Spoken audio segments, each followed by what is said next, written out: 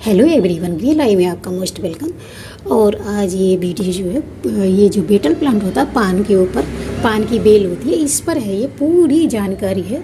और ये पत्तियां क्यों सूखती हैं, प्लांट क्यों नहीं चलते हैं, गर्मी से क्यों सूख जाते हैं, और ये बूशी क्यों नहीं होते, और इस पे इंसेक्ट लग जाए तो क्या करें, और इसकी प्रोपगेशन कैसे करें, और क्या फर्टिलाइज़र करें, इस पर पूरी जानकारी आपको मिलने वाली है। अगर अधूरी जानकारी होती है तो ये प्लांट जो है ख़त्म हो जाते हैं। इसलिए पूरी वीडियो देखें और लास्ट तक बने रहे। पूरी जानकारी आपको इसमें मिलने वाली है। और अगर कुछ केयर टिप्स करोगे तो ये ग्रीन ग्रीन और शीशे की तरह ये देखिए, ये पत्तियाँ पान की चमकती रहेंगी। और बेटल की पान की कितनी सारी वैरायटी होती है, इसमें पूरी जानकारी आपको मिलने वाली है। और देखिए, पान लगाना घर में बहुत शुभ होता है, पहली बात तो। और दूसरी बात ये औषधि प्लांट होता है, तो इसको अगर खाने में यूज करते हैं तो इससे गला भी साफ रहता है। और पान की वैरायटी कई तरह की होती है, कई प्रकार की होती है। जैसे सबसे ज़्यादा जो प्रसिद्ध है वो बनारसी पान है। बनारसी पान है जो खाने के काम आता है। और बंगला पान है, वो औषधि गुणों से भरपूर होता है। और कपूरी पान, जो कपूर की इसमें खुशबू आती है। तो कई तरह के पान होता है, मुंबई पान होता है, बिलवा पान होता है, कुलवा पान होता है, मीठा पान होता है। बहुत सारे पानों की वैरायटी होती है। और कॉमनली जो पान की बेल होती है वो श्वेत और ब्लैक कलर की होती है, काली। तो ये कई सारी वैरायटी में आते हैं पान। तो ये मेरी कलकत्ता वैरायटी का है, तो कलकत्ता से जो बन के आता है ये वो वैरायटी है। तो बड़े बड़े पत्ते हैं इसमें और ग्रीन रहते हैं, बहुत खूबसूरत है।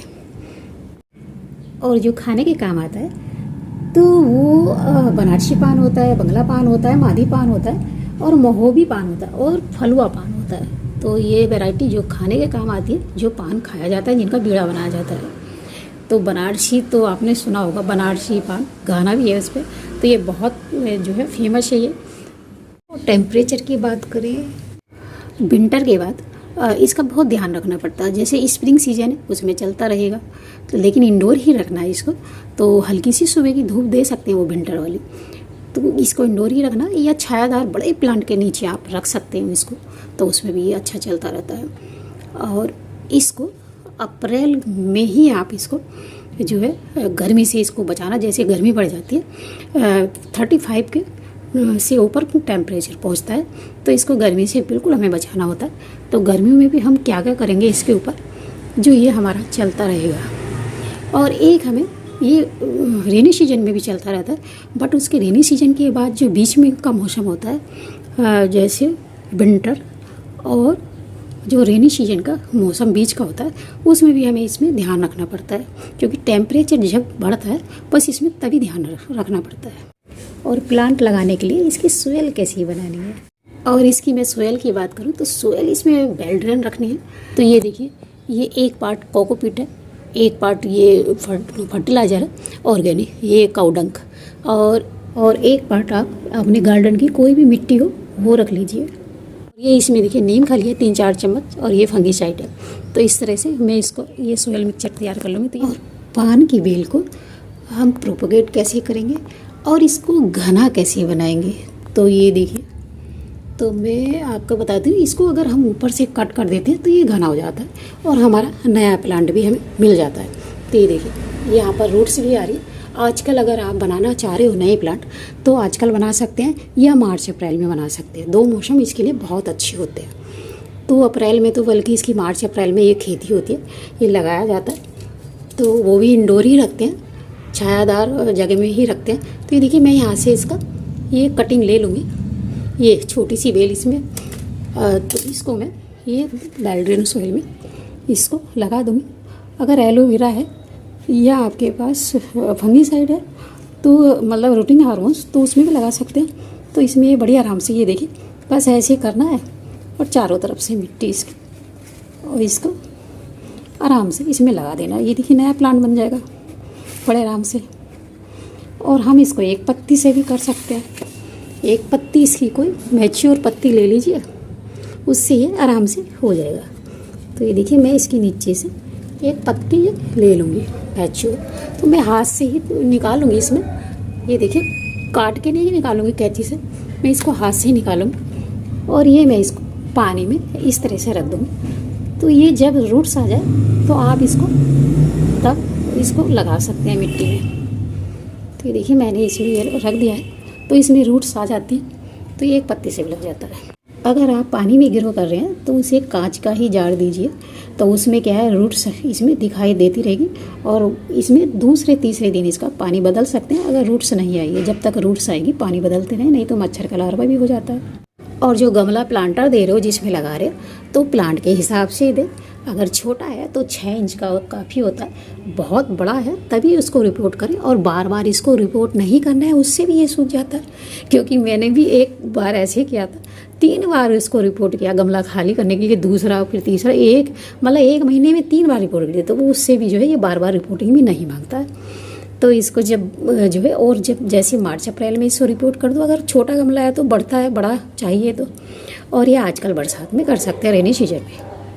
और इसमें जो फर्टिलाइज़र देंगे तो वो गर्मियों में तो हम हर महीने दे सकते हैं, और जो मैं बताने जा रही हूँ आपको, और लेकिन बरसात में भी 1-2 महीने में आप दे सकते हैं। क्योंकि बरसात में अगर रेनी सीजन का पानी आप देते रहोगे बारिश का, तो उससे काफ़ी न्यूट्रिएंट्स इसमें मिल जाते हैं। और इसको विंटर में इसको फर्टिलाइज़र ना दें, क्योंकि ये स्लो हो जाता है, इसकी ग्रोथ जो है स्लो हो जाती है। तो इसको जब ज़्यादा ज़रूरत नहीं पड़ती 2-3 महीने इसको फर्टिलाइज़र ना दें, नहीं तो ये फर्टिलाइज़र से भी ज़्यादा ख़राब हो जाता है।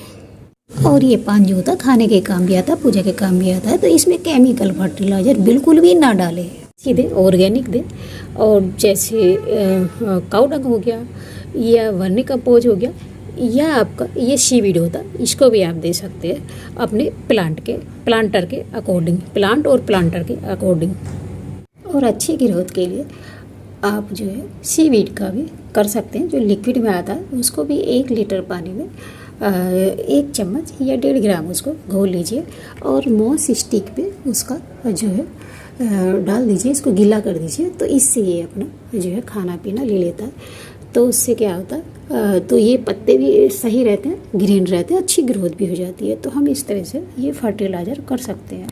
देखिए अगर वाटरिंग की बात करें तो हमें गर्मियों में बहुत विशेष ध्यान देना पड़ता है, तो उसके लिए मॉस स्टिक भी बनानी पड़ती है। तो मॉस स्टिक पे पानी डालते रहे, इस पर स्प्रे भी करते रहे, और बरसात में कम दे पानी, बस नमी बना के रखनी है। और विंटर में भी इसमें पानी की जब ज़रूरत हो, सूख जाए मिट्टी, इसमें तभी पानी दें, तो ये प्लांट का चलता रहेगा।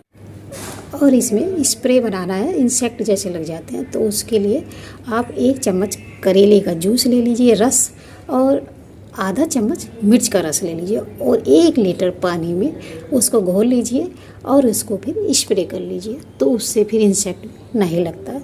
या और नीम ऑयल का भी स्प्रे कर सकते हैं, 1 चम्मच नीम ऑयल या 1.5 ग्राम नीम ऑयल 1 लीटर पानी में घोल लीजिए, और उसका स्प्रे कर दीजिए पूरे प्लांट से ऊपर से नीचे तक, और स्टिक पे भी कर दीजिए, तो वो फिर कीड़ा भी कोई नहीं लगता है।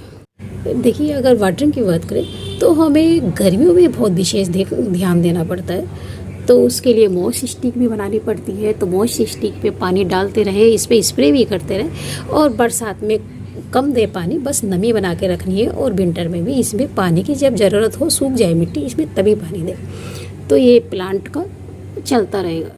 और बस इन सभी बातों का ध्यान रखेंगे तो ये हमारे हरे भरे प्लांट हमारे गार्डन में ये बने रहेंगे।